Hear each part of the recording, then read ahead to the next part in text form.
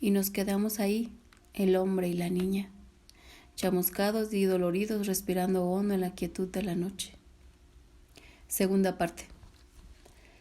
Durante toda la noche estuve en la cubierta del barco francés, Mariana, observando a los estibadores, prosiguió el vampiro. El muelle estaba lleno de gente y los pasajeros e invitados. Pero, por último, a medida que se aproximaba la madrugada, las fiestas terminaron una tras otra y los carruajes abandonaron las calles del puerto. Unos pocos pasajeros retrasados subieron a bordo. Una pareja se detuvo largo rato en la cercana pasarela, pero Lestat y su aprendiz, si sobrevivieron al fuego, y yo estaba convencido de que así había sido, no llegaron al barco. El equipaje había salido de nuestra casa por la tarde, y si había quedado algo que les pudiera revelar dónde estábamos, yo estoy seguro de que el incendio lo había destruido. No obstante, me quedé vigilante. Claudia se había encerrado en su cabina, con los ojos fijos en la cerradura, pero Lestat no vino. Por último, tal como yo esperaba, la conmoción de zarpar dio comienzo antes del alba. Unas pocas personas saludaban desde el puerto y el espacio grasiento del muelle mientras el barco empezó, primero a temblar, luego a sacudirse violentamente a un costado y luego a deslizarse con movimiento majestuoso en la corriente del Mississippi. Las luces de Nueva Orleans se fueron apagando hasta que detrás de nosotros solo hubo una fosforescencia pálida contra las nubes borrascosas. Estaba más exhausto que nunca. Sin embargo, permanecí en la cubierta mientras pude ver esa luz, sintiendo que tal vez jamás la volvería a ver. En un momento, pasados los muelles de Frenier y de mi plantación, y entonces cuando pude ver el gran muro de chopos y cipreses alzándose verdes en la oscuridad, cerca del agua, supe que ya era casi la mañana, demasiado y peligrosamente cercana, y cuando metí la llave en la cerradura de la cabina, sentí el mayor agotamiento que quizás haya sentido en toda mi vida. Jamás, en todos los años que había vivido con mi selecta familia, había conocido el miedo que experimenté esa noche. La vulnerabilidad, el terror puro. Y no iba a haber un súbito alivio, ninguna súbita sensación de seguridad. Únicamente ese alivio al que final impone el cansancio, cuando ni el cuerpo ni la mente pueden soportar más el terror.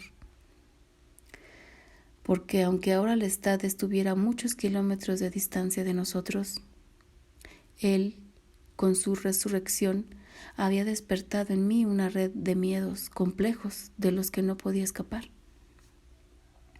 Incluso cuando Claudia me dijo, estamos a salvo, lo oí, estamos a salvo. Y le susurré la palabra, sí. Pude recordar a Lestat en el marco de aquella puerta y aquellos ojos bulbosos, aquella piel llena de cicatrices. ¿Cómo había regresado? ¿Cómo había triunfado sobre la muerte? ¿Cómo cualquier criatura podía sobrevivir a la ruina arrugada en que se había convertido? Fuera la respuesta que fuese, ¿qué significaba? No solo para él, sino para mí, para Claudia. Estábamos a salvo de él, pero estábamos a salvo de nosotros mismos. Los pasajeros empezaron a ser víctimas de una extraña fiebre. Sin embargo, el barco estaba sorprendentemente limpio, aunque de tanto en tanto se podían encontrar sus cuerpos, sin peso y resecos, como si hiciera días que estuvieran muertos. No obstante, seguía esa fiebre. Primero un pasajero sintió debilidad e hinchazón en la garganta. Después, de vez en cuando, había ahí marcas y otras veces en otros sitios. A veces no había ninguna marca reconocible, aunque se abría una antigua herida y volviera a doler. Y a veces el pasajero, que dormía cada vez más a medida que avanzaba el viaje y que avanzaba la fiebre, se moría durmiendo. Por tanto, hubo entierros en el mar en varias ocasiones mientras cruzábamos el Atlántico. Naturalmente, temeroso de la fiebre, yo evitaba a los demás pasajeros. No deseaba estar con ellos en el salón de fumar, ni conocer sus historias, ni oír sus sueños, ni esperanzas. Yo comía a solas. Pero a Claudia le gustaba observar a los pasajeros, quedarse en cubierta y verlos ir y venir en el atardecer, para luego decirme en voz baja cuando me sentaba en las sillas de cubierta: pienso que ella caerá víctima de... Yo bajaba después con mi libro y miraba por el ojo de buey, sintiendo la suave oscilación del mar, escrutando las estrellas más claras y brillantes de lo que jamás eran en tierra, hundiéndose para tocar las olas. Parecía por momentos, cuando me sentaba a solas en la cabina a oscuras, que el cielo había bajado para encontrarse con las aguas y que en esa reunión se revelaría un gran secreto. Algún gran golfo se cerraría milagrosamente para siempre, pero ¿quién iba a hacer semejante revelación cuando el cielo y el mar ya no se podían distinguir más y no era más que el caos? ¿Dios? ¿Satán? De repente se me ocurrió qué consuelo sería conocerlo, mirarlo la cara por más terrible que fuera su aspecto, para saber que le pertenecía totalmente y de ese modo poder poner a descansar para siempre el tormento de esa ignorancia, pasar a través de un velo que me separaba para siempre de todo, lo que yo denominaba naturaleza humana. Sentí que el barco se aproximaba cada vez más a ese secreto. No había un final visible en el firmamento. Se cerraba encima de nosotros con una belleza y un silencio sobreacogedores. Pero entonces las palabras poner o descansar se hicieron horribles, porque no habría descanso en la maldición. No podía haber descanso. ¿Y qué era ese tormento comparado con los fuegos eternos del infierno? El mar meciéndose bajo esas estrellas constantes, aquellas mismas estrellas. ¿Qué tenía que ver en eso Satán? Y esas imágenes que nos parecen tan exáticas en nuestra infancia, cuando estamos todos convulsionados en el frenesí mortal que apenas nos podemos imaginar que son deseables. El serafín contemplando para siempre la faz de Dios y la misma faz de Dios. Aquello era el descanso eterno, del cual este suave y merecedor océano solo era una remota promesa. Pero incluso en esos momentos cuando el barco dormía y todo el mundo dormía, ni en el cielo ni en el infierno parecían algo más que una fantasía atormentadora. Conocer a uno o a otro, creer en ellos, esa quizás era la única salvación con la que yo podía soñar. Claudia, con el mismo gusto que Lestat por la luz, encendía las lámparas cuando se levantaba. Tenía un mazo maravilloso de naipes, comprados a una dama de a bordo. Las imágenes de las cartas eran al estilo de María Antonieta y al reverso.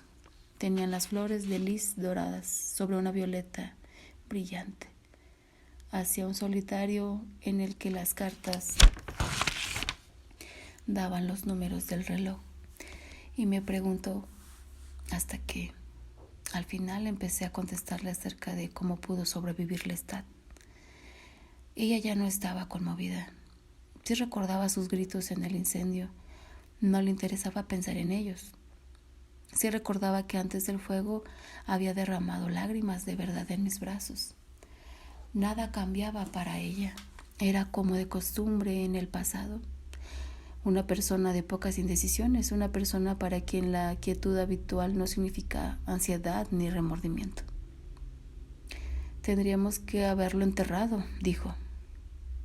Fuimos unos tontos en pensar que debido a su aspecto estaba muerto. Pero, ¿cómo pudo haber sobrevivido?, le pregunté. ¿Tú lo viste? ¿Tú sabes en qué se convirtió? Yo, en realidad no. Tenía ganas de ahondar en ello.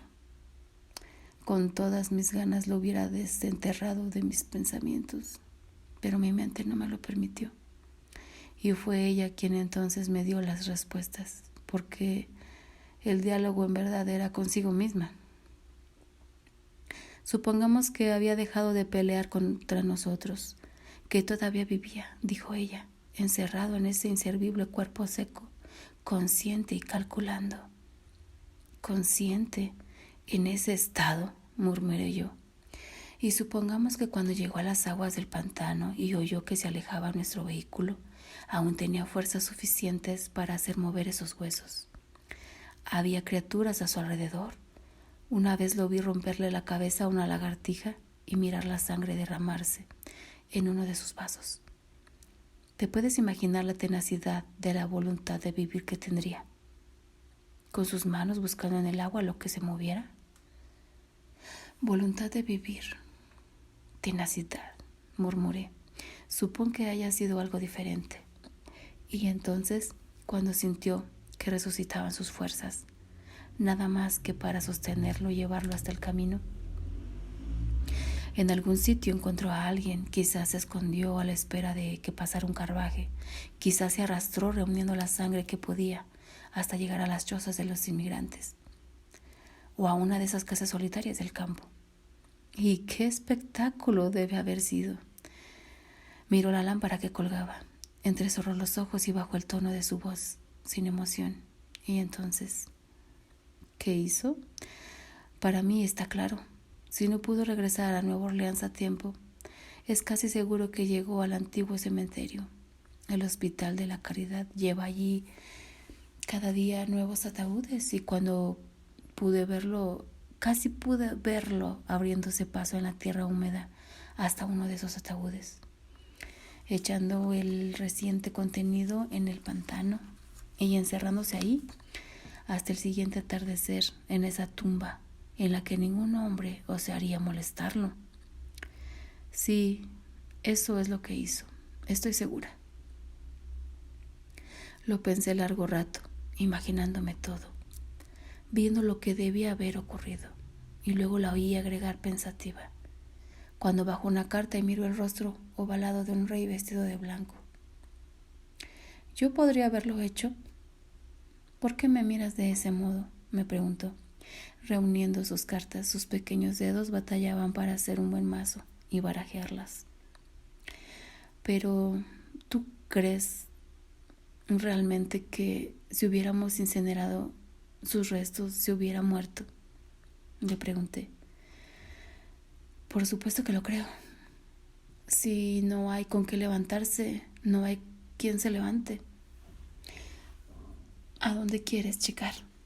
Estaba repartiendo las cartas, dándome una mano a mí sobre la pequeña mesa de roble.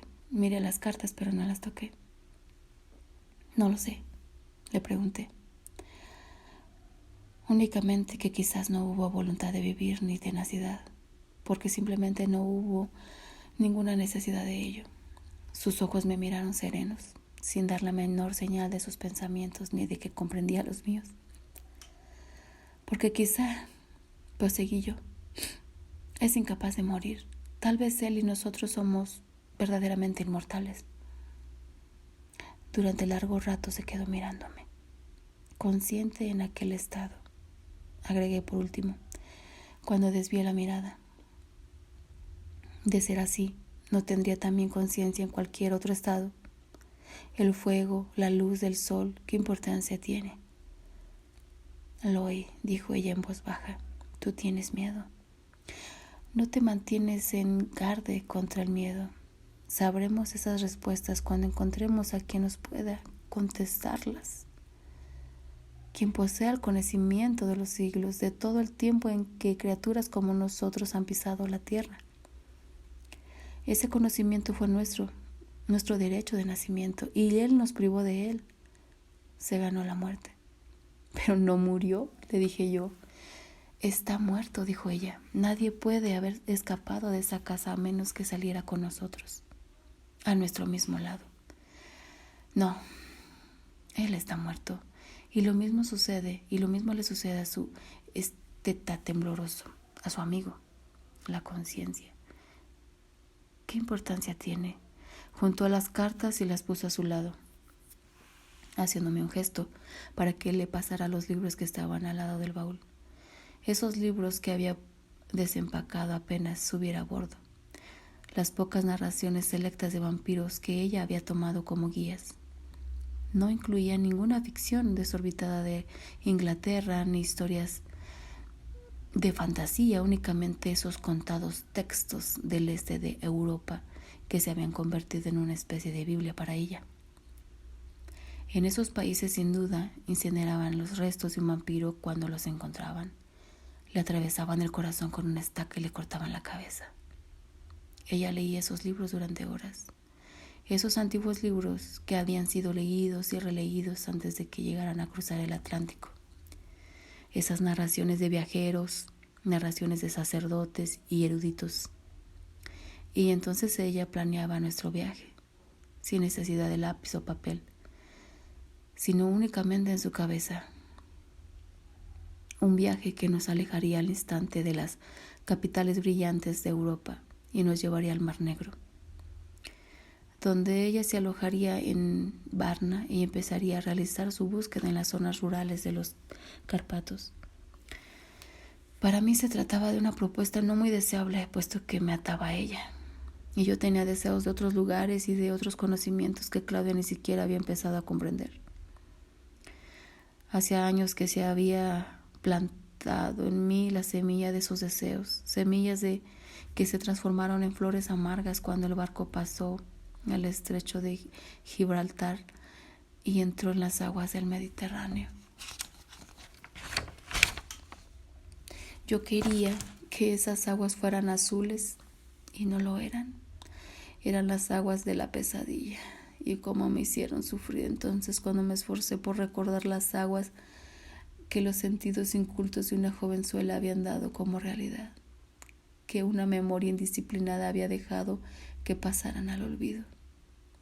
El Mediterráneo era negro, negro en la costa de Italia, negro en la costa de Grecia, siempre negro, negro. Cuando, en las primeras horas frías antes del alba, mientras Claudia dormía, por su aspecto y por la mísera ración de la precaución permitía a su hambre de vampira, yo bajaba una linterna. La hacía pasar por el vapor que subía hasta que las llamas prácticamente lamían las aguas. Y nada salía a la luz de esa superficie. Pasaba a salvo la misma luz, el reflejo de ese rayo que viajaba constante a mi lado.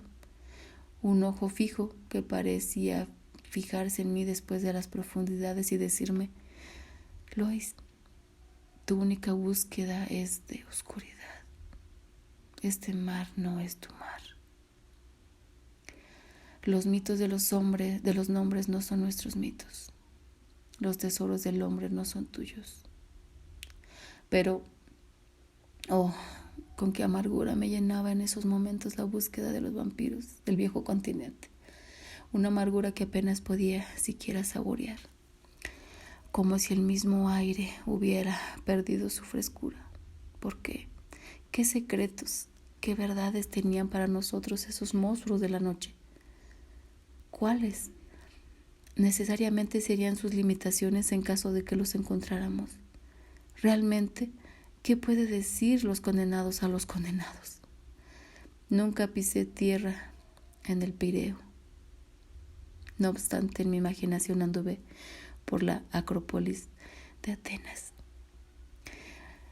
mirando cómo se elevaba la luna desde el techo abierto del Partenón, midiendo mi altura con la grandeza de esas columnas, caminando por las calles de esos griegos que murieron en Maratón y escuchando el sonido del viento en los antiguos olivares. Esos eran los monumentos de los hombres que no podían morir. No eran las piedras de los muertos vivientes. Ahí estaban los secretos que habían superado el paso del tiempo, secretos que yo apenas había empezado a entender. Y, sin embargo, nada me desvió de nuestra búsqueda, nada me podía hacer desviar, comprometido como estaba. Y me pregunté sobre el riesgo grave de nuestras investigaciones, el riesgo de cualquier pregunta que es hecha de verdad, ya que la respuesta debe representar un precio incalculable, un peligro trágico. ¿Quién sabía eso mejor que yo, que había percibido sobre la muerte de mi propio cuerpo?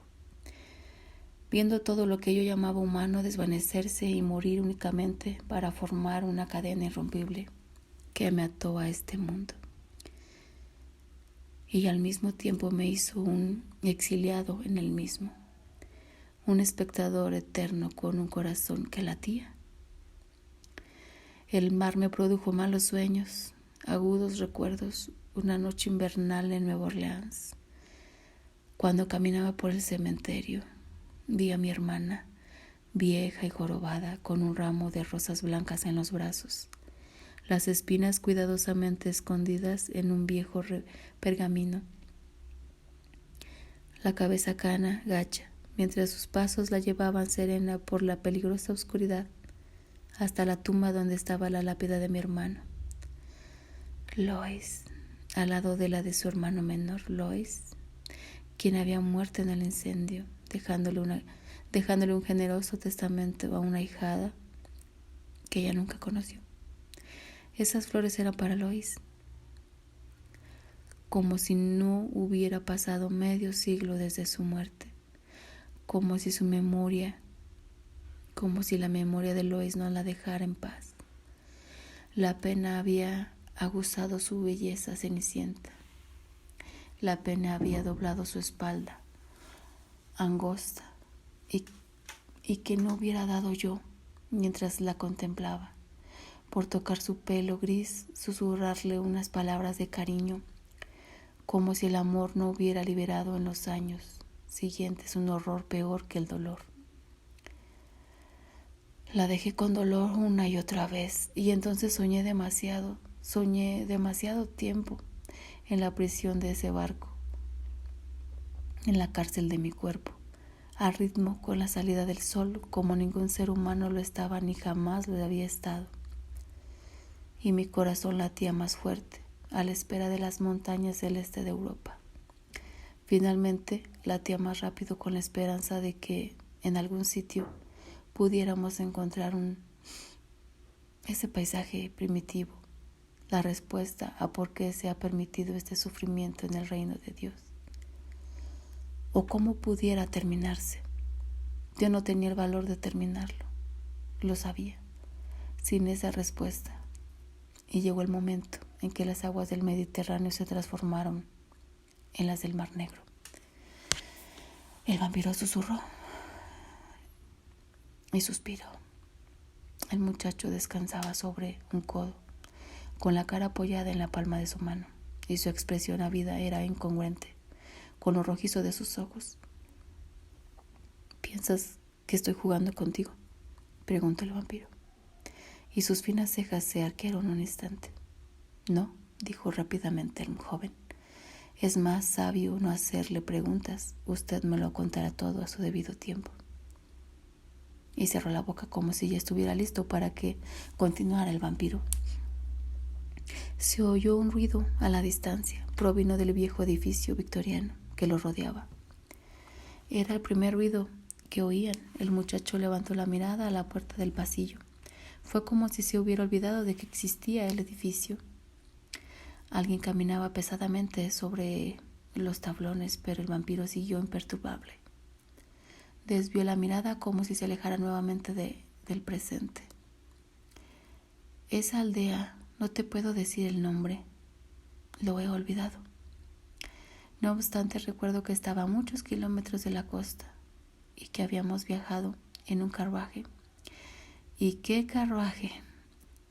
Era cosa de Claudia, ese carruaje. Yo tendría que haberlo esperado, pero como siempre las cosas me toman por sorpresa. Desde el primer instante en que llegamos a Varna, percibí en aquella algunos cambios que de inmediato me hicieron tomar conciencia de que ella era tan hija del Estado como mía. De mí ella había aprendido el valor del dinero, pero del Estado había heredado la pasión de gastarlo. Y no estaba dispuesta a irse sin el vehículo más lujoso que pudiera conseguir, equipado con asientos de cuero que podrían haber servido a una docena de pasajeros, de sobra para un hombre y una niña que solo usaban ese compartimiento para el transporte de un arcón de roble tallado. En la parte trasera había atado 2 baúles con las mejores ropas que se podían conseguir en las tiendas. Y viajábamos con esas enormes ruedas livianas y rayos muy finos que cargaban con facilidad el inmenso bulto sobre los caminos de la montaña. Fue emocionante. En ese extraño territorio, esos caballos al galope y el suave deslizamiento del carruaje. Era un extraño país, solitario, oscuro, como a menudo son oscuras las zonas rurales con sus castillos y ruinas frecuentemente oscurecidos. Cuando la luna pasa detrás de las nubes, de modo que sentí ansiedad durante esas horas como nunca había sentido en Nueva Orleans. Las gentes no eran un alivio. Quedamos desnudos y al descubierto en sus pequeñas aldeas, y conscientes de que en ese medio nosotros estábamos en peligro grave. Jamás en Nueva Orleans el asesinato tuvo que ser disfrazado. Las plagas de la fiebre, el crimen, esas cosas siempre estaban en competencia con nosotros y nos superaban. Pero aquí teníamos que hacer grandes esfuerzos para que las muertes no fueran descubiertas, porque estas simples gentes del campo no podrían haber encontrado aterradoras las calles multitudinarias de Nueva Orleans. Creían absolutamente que los muertos caminaban y que bebían sangre de los vivos. Sabían nuestros nombres: vampiros, demonios, y nosotros, que estábamos al acecho del menor rumor, no queríamos bajo ninguna circunstancia crear rumores en torno de nosotros. Viajamos solos, rápida y lujosamente, entre esa gente, luchando por mantenernos a salvo dentro de nuestras ostentaciones, encontrando amenas las conversaciones acerca de vampiros ante las chimeneas de los hospedajes, donde mi hija dormía tranquila sobre mi pecho, mientras yo siempre encontraba a alguien en los campesinos o los huéspedes que hablara suficiente alemán o incluso un poco de francés como para que consiguiera contarme las leyendas familiares. Pero por último llegamos al pueblo, que habría de ser el punto crucial de nuestro viaje. Nada saboreó de ese viaje, ni la frescura del aire, ni el frescor de las noches. Aún hoy no hablo de él sin un vago temor. La noche anterior habíamos estado en una granja y por tanto nada nos había preparado a lo que sucedería. Únicamente el aspecto desolado del lugar, porque no era tarde cuando llegamos, ni demasiado tarde como para que todas las persianas de esta angosta calle estuvieran ya cerradas, ni para que una farola mortecina colgara indolentemente del portal del hospedaje. La basura estaba en las puertas y había otras señales de que algo malo había sucedido. Una pequeña caja de flores marchitas bajo un escaparate cerrado de una tienda. Un barril rodando para atrás y para adelante en medio del patio del hospedaje. Parecía un pueblo sitiado por la plaga. Pero cuando bajé a Claudia a la tierra apisonada, al lado del carruaje, vi un rayo de luz bajo la puerta de la posada. «Súbete la capa», me dijo ella rápidamente. «Ya vienen». Alguien estaba abriendo la puerta. Al principio lo único que vimos fue la luz detrás de la figura en el pequeño margen que dejaba. Luego las luces de las linternas del carruaje deslumbraron en sus ojos. «Un cuarto para pasar la noche», dije yo en alemán. «Y mis caballos también necesitan descanso y cuidado». «La noche no es para viajar», me dijo ella con una voz chillona y peculiar, y menos con una niña. Cuando dijo eso, me percaté de la presencia de otra gente en la habitación. Pude oír sus murmullos y ver el chispoteo de un fuego, por lo que pude ver que se trataba de campesinos reunidos alrededor del fuego, salvo por un hombre que estaba vestido como yo, con un traje a medida y un abrigo sobre los hombros. Pero su ropa estaba descuidada y en mal estado. Su cabello pelirrojo brillaba a la luz del fuego. Era un extranjero como nosotros, y era el único que no nos miraba. Movió un poco la cabeza como si estuviera borracho. Mi hija está cansada, le dije a la mujer. No tenemos ningún lugar para pasar la noche. Y tomé a Claudia entre mis brazos. Ella puso su cabeza contra la mía y la oí susurrar. Lois, el ajo y el crucifijo encima de la puerta. Yo no había visto esas cosas. Era un pequeño crucifijo con el cuerpo de Cristo en bronce fijado a la cruz, pero tenía enroscada una ristra de ajos frescos. Los ojos de la mujer siguieron los míos y entonces me miró severamente y pude notar lo cansado que estaba ella, lo rojas que tenían las pupilas y cómo le temblaba la mano que tenía aferrada al mantón sobre su pecho.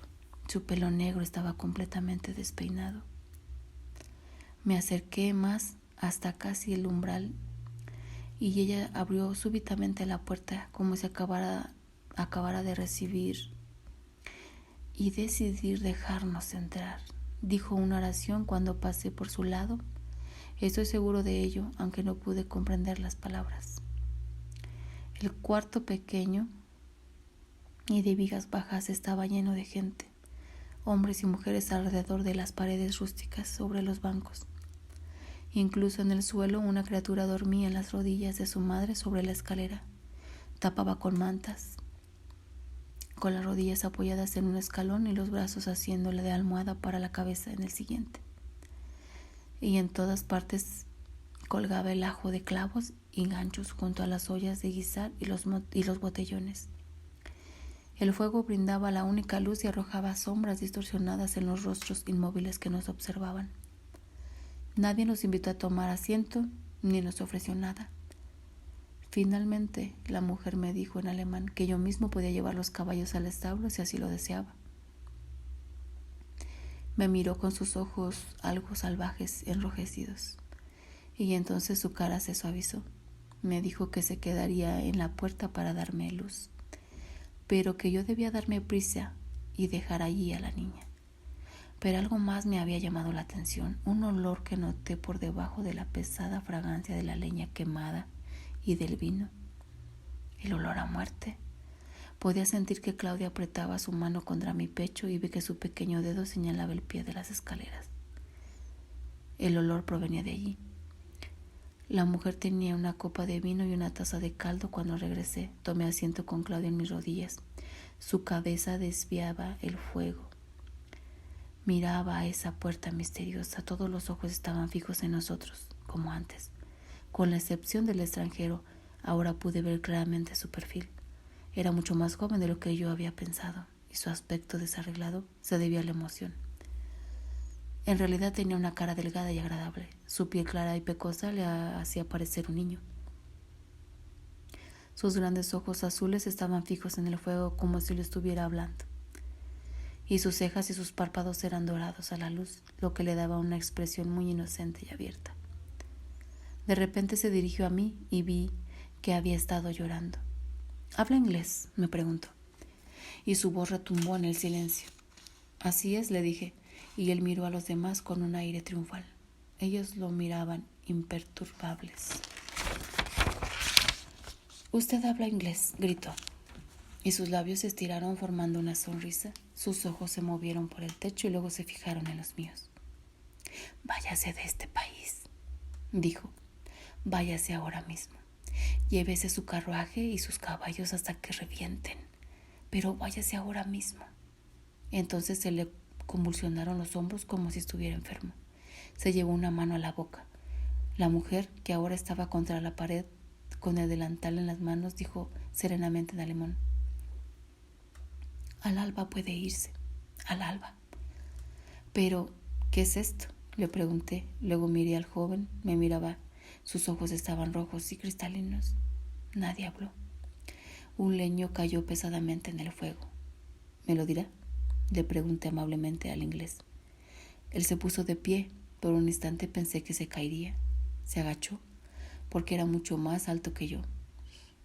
Luego retrocedió antes de conseguir el equilibrio y puso las manos sobre los bordes de la mesa. Tenía el abrigo manchado de vino y lo mismo los puños de la camisa. ¿Quiere ver?, dijo mirándome a los ojos. ¿Quiere ver por usted mismo? Su voz tuvo un tono suave y patético cuando pronunció esas palabras. Deje a la niña, dijo abruptamente la mujer con un gesto rápido e imperioso. Está durmiendo, le dije, y poniendo de pie. Seguí al inglés hasta la puerta al pie de la escalera. Se produjo una leve conmoción entre aquellos cercanos a la puerta cuando abrieron paso y entraron juntos en una pequeña sala. Únicamente ardía una vela en un aparador, y lo primero que vi fue una hilera de platos delicadamente dibujados sobre un estante. Había cortinas sobre una pequeña ventana y una luminosa imagen de la Virgen María y el niño sobre una pared. Pero las paredes y las sillas apenas se encuadraban una gran mesa de roble, y sobre esa mesa yacía el cuerpo de una mujer joven, con las manos blancas cruzadas sobre el pecho, y el cabello castaño peinado sobre su cuello fino y blanco sobre los hombros. Alrededor de su muñeca brillaban los abalorios de ámbar de un rosario que caían al lado de su oscura falda de lana. Y a su costado había un muy bonito sombrero rojo de fieltro con un velo y un par de guantes oscuros. Todo estaba puesto como si ella muy pronto se fuera a levantar y ponerse esas cosas. Y el inglés entonces tocó cuidadosamente el sombrero y se acercó a ella.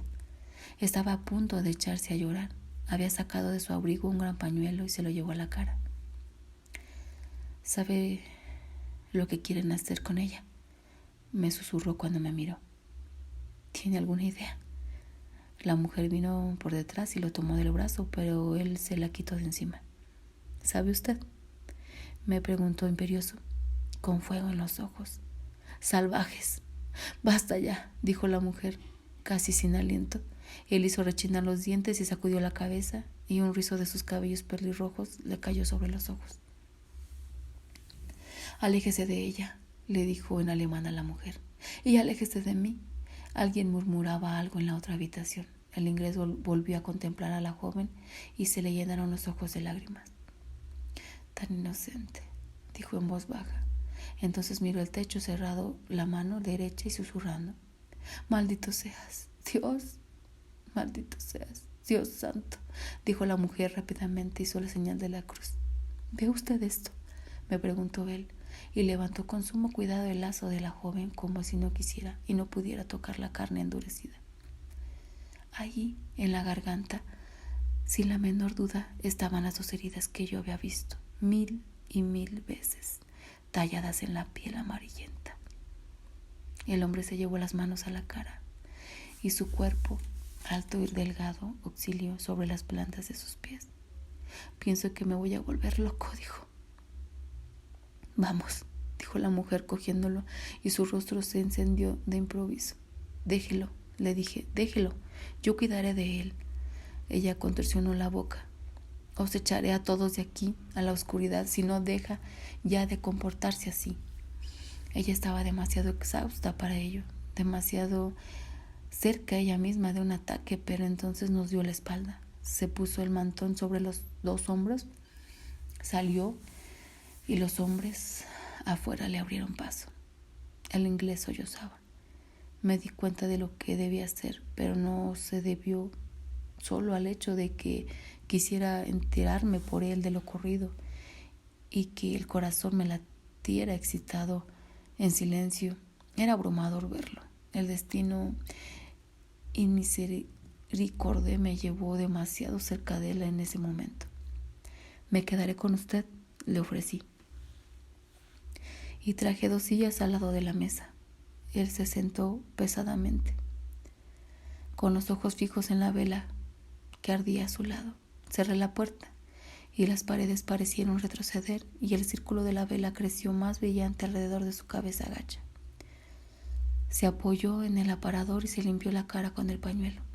Entonces sacó del bolsillo un frasco cubierto de cuero. Me ofreció y le dije que no. ¿Quiere decirme qué ha sucedido? Él asintió con la cabeza.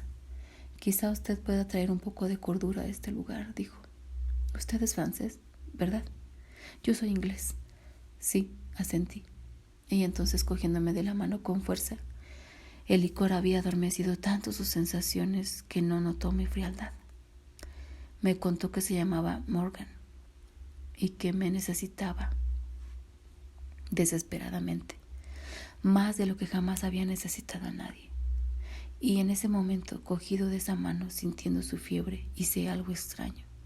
Le dije mi nombre, lo que no confiaba casi a nadie, pero él contemplaba a la muerta como si no me oyese, y sus labios parecieron forma más la alevia de las sonrisas, con las lágrimas visibles en sus ojos. Su expresión hubiera emocionado a cualquier ser humano. Podría haber sido más de lo que muchos hubieran podido aguantar. Yo lo hice, dijo. Yo la traje aquí, y arqueó las cejas preguntándose. No, repliqué rápidamente. Usted no lo hizo. Dígame quién lo hizo. Pero entonces él apareció confundido, perdido en sus pensamientos. Jamás he estado fuera de Inglaterra, empezó a decir. Yo estaba pintando, ¿sabe? Como si ahora eso importara. Las pinturas, el libro.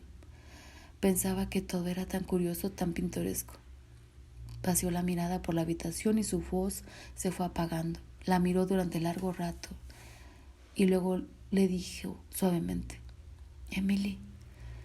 Me pareció que estaba vislumbrando algo precioso que él guardaba en su corazón. Poco a poco entonces empezó a revelar la historia. Un viaje de luna de miel a través de Alemania y otros países, donde quiera que los llevaban. Los transportes públicos, donde quiera que Morgan encontrase paisajes para pintar. Y por último, había llegado a ese sitio remoto, porque en las cercanías había un monasterio en ruinas, del que se decía que se conservaba muy bien. Pero Morgan y Emily jamás habían llegado a ese monasterio. Sin lugar a dudas, la tragedia les había estado esperando. Resultó que ninguno de los transportes públicos llegaban a ese lugar y que Morgan había pagado a un campesino para que los trajera en su carro, pero la tarde en que llegaron había una verdadera conmoción en el cementerio, en las afueras del pueblo. El campesino, después de haber echado una mirada, se negó a dejar el carro para investigar lo que pasaba. Era una especie de procesión, dijo Morgan, con toda esa gente con sus mejores ropas y algunas flores. Y la verdad es que me pareció bastante fascinante. Quería ver el acontecimiento. Sentí la necesidad que permití que el rústico nos dejara aquí en las maletas. Con todo y maletas, todo. Podíamos ver el pueblo. En realidad fueron más deseos míos que de Emily. Pero ella era tan complaciente. Finalmente la dejé sentada sobre nuestro carruaje. Allí estaba, cuidando el equipaje, y subí la colina sin ella. ¿Vio usted el cementerio cuando venía? No, por supuesto que no. Gracias a Dios que su carruaje los trajo aquí, sanos y salvos. De alguna manera de haber seguido adelante por más mal estado en que estén sus caballos. ¿Cuál es el peligro? Lo interrumpí. El peligro. Esos animales, murmuró, y echó una mirada a la puerta. Luego tomó otro trago de su frasco y lo tapó. Pues bien, no se trataba de una procesión. Me di cuenta de inmediato, dijo. La gente no me habló ni cuando me acerqué. Usted sabe cómo son, pero no se negaron a que yo mirara. La verdad es que podía haberme ido de ahí, pero no me creerá cuando le cuente lo que vi. Aunque debe creerme, porque si no lo hace, entonces estoy loco. Lo sé. Le creo, continué. Le dije, pues mire, el cementerio estaba lleno de nuevas tumbas. Me percaté de ello al momento. Algunas de ellas tenían nuevas cruces de madera y otras no eran más que montones de tierra, con flores aún con vida. Ahí los campesinos tenían flores en las manos y unos pocos de ellos como si tuvieran la intención de arreglar esas tumbas, pero todos ellos seguían de pie, inmóviles, con los ojos fijos en dos hombres que tenían a un caballo blanco de la rienda. ¿Y qué animal? Cabriolaba y se alanzaba y se apartaba como si no quisiera formar parte del grupo. Era hermoso, un animal espléndido, un potro completamente blanco, pero en un momento, y no le podría decir cómo, se pusieron de acuerdo, porque nadie dijo una palabra. Un hombre, el jefe, según creo, le dijo al caballo un golpe tremendo con el mango de su pala, y el animal solo disparado a la colina, enardecido. Se puede imaginar que pensé que esa sería la última vez que veríamos al animal, pero estaba equivocado. En un momento animó al galope, se dio vuelta y volvió lentamente a las nuevas tumbas, y toda la gente se quedó allí mirándolo. Nadie se movió para hacerse con las riendas, y entonces súbitamente